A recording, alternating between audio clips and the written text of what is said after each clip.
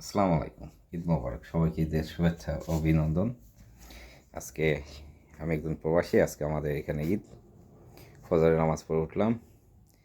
অবশ্য সারা রাত কাজ করছি। বাসায় এসে শুধু একটু রেডি করতেছি সব কিছু, যেহেতু সারা রাত কাজ করি। এই দিনের বেলা ঘুমাই। তারপর কালকেটা ঈদের দিন। কালকেও আমার কাজ আছে, মানে কালকে না, আজকেই আমার কাজ আছে, যেহেতু ঈদের দিন। আমার ডিউটিটা রাত্রে। তো এখন আর কি ভাবছি ঘুমাবো। হবে না, কারণ এখন যদি ঘুমাই পড়ি তাহলে ঈদের জামাতটা পরতে পারবো না। সারা মাস রোজা রইছি, আর ঈদের জামাতটা পরতে গেলে এখন সজাগ থাকতে হবে। এখন তা কী করবো? তো ঈদের জন্য সব কিছু ঈদের আজকে দিনের জন্য সব কিছু রেডি করতেছি।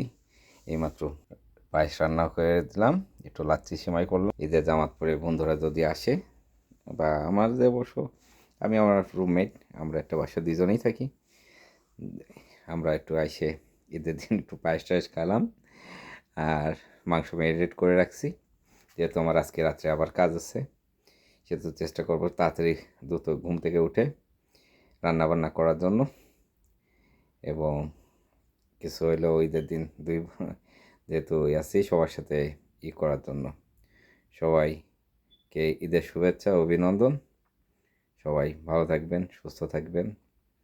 সবাই সবার জন্য দোয়া করবেন। আসসালামু আলাইকুম।